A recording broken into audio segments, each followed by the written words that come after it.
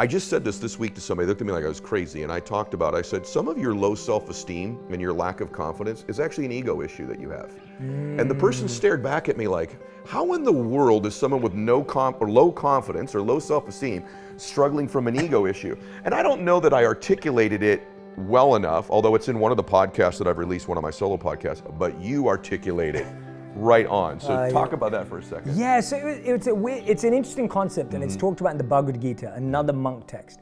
And in the book, it talks about how like ego is demonstrated in two ways.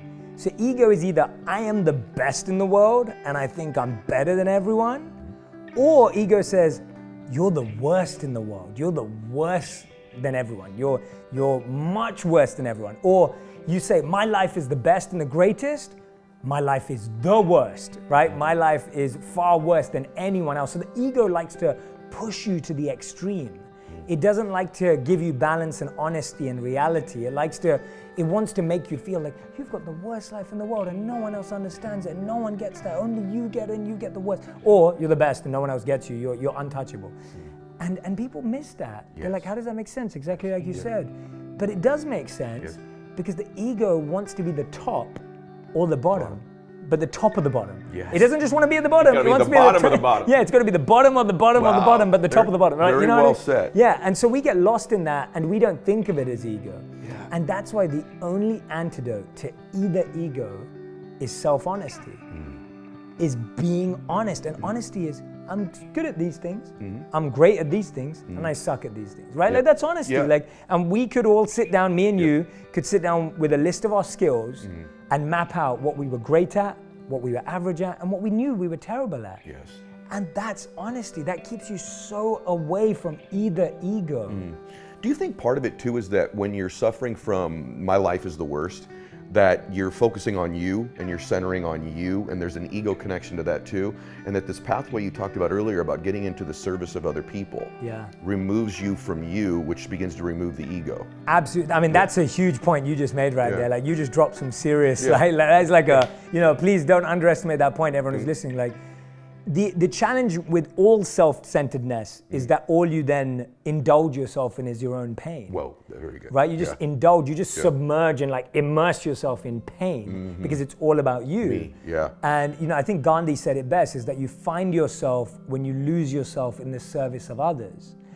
And what I love about that statement is that what he means by that is, and empaths get this mixed up sometimes, so I want to clarify, because a lot of people who are empaths who are listening are like, Jay, I'm always trying to help people, but then I get screwed over. So here's the answer.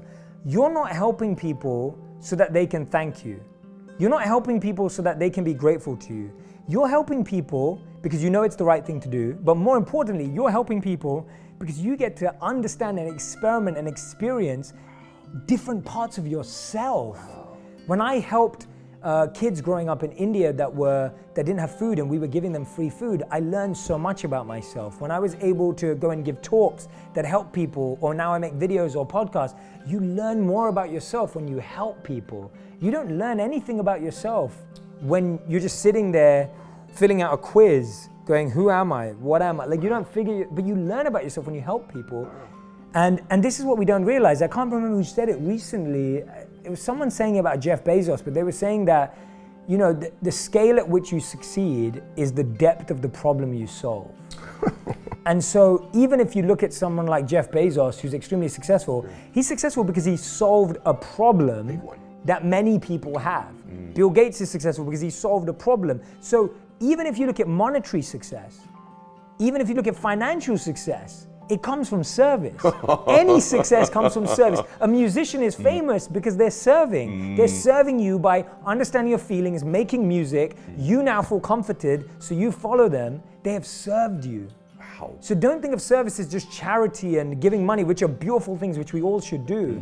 But don't just limit your life to thinking, I serve on the weekends, or I serve once a year. Really? You can serve every moment. This podcast is a service. No question right It's now. your service, because you're serving people by giving them an alternative to just watching some trash show. But they're actually here learning from you and learning from the people that you bring on the show. I've watched you to that point. This is a personal thing, because I'm such a believer that you move the needle in the world. that you can help change consciousness. I'm in my little way. People say, why do you? In my small way, I would love to think I'm like in that ocean that you see out there, like a drop of water and altering the consciousness of the world. Just a skosh, not me, but who I can share with people and my own messages. And I believe you're one of those people. And so I will tell you, as I've watched this meteoric rise of yours, I've actually privately a few times, not every day, but a few times, I've actually prayed for you that that you would keep this level of humility. And so this is an interesting thing I wanted to ask you, but it'll serve everybody else. There is this balance, isn't there, of wanting this book to do well, right? You don't want it to sell 2 copies. You want it to do very well. When you put a video out, there's probably there's got to be a little part of you that's like, how well did it do? And I think that line right there, I'm not even sure if you or I know the answer entirely, but do you struggle with that balance of, I'm doing this in the service of people, yet I'm sensitive to the response of what I'm doing? Because I think someone listening to this right now who's gonna have a sales presentation tomorrow, they wanna be in the service of that person, but there's this part of them that is in that balance we've talked about earlier about what's the response going to be? How am I going to be received? I want people to like me. How do you navigate that? That's a great question, man. That's huge. And the answer, let's take that salesperson. Okay. The more time that person spends in empathy, their customer's pain, and what the customer's really looking for, the better they're gonna be received. Yes. So that service mindset always helps, because if you're thinking about, and this is what it comes, and I said this to my team when we were writing the book and everything that I was working on, I said, if I sit here right now and all I'm thinking about while I'm writing the book is being a best-selling book, then guess what? I'm now not writing the book. I'm now living in the future and I'm not living in the present. And so the only way to make this a best-selling book is to do the process properly. And I don't think, and this is what I do, and this is the only thing that's helping me, and again, I go through it all the time. After my first video went viral 3-4 years ago, I stopped creating because of the pressure that I wouldn't be able to live up to it. Wow.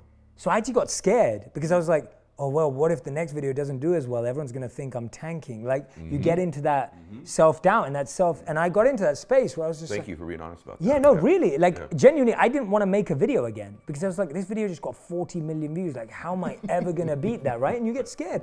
I was like, I'm not putting anything out. I'm just gonna stop. And then I started to realize, I was like, well, now I'm not living in service anymore. I'm living out of ego and I'm living for feeling a certain way. And guess what? I'm not feeling better by not putting anything out. Yeah. And actually, if I just serve more, I'll learn more. So the way I've made sense of it, and there's a verse in the Gita that explains it too, is that you have full control over the preparation, the process, and the practice. But you have no control over the potential result.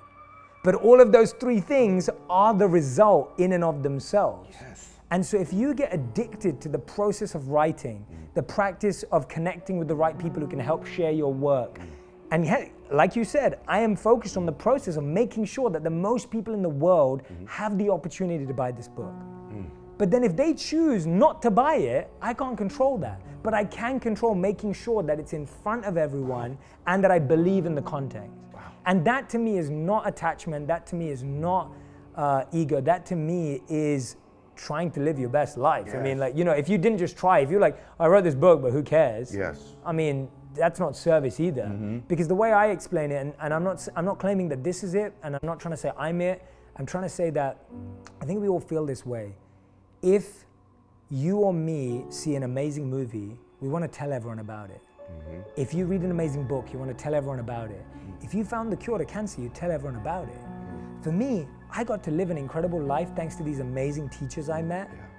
I just want to tell everyone about it. Like, that's all I'm doing. Yes. But I want to tell everyone because of how powerful it was. Brother, that's the best description I've ever heard of. There's this line I've always tried to teach of, you want to have outcomes, but yet you need to separate from them. Yeah. And that's a difficult thing when people are trying to achieve different things. That was perfectly stated. Absolutely being addicted to the process of it, but actually separating from what you can't control. I absolutely love it. Here are 3 signs you're struggling with a lack of purpose. Number 1, you feel pressure to know what you want to do with your life.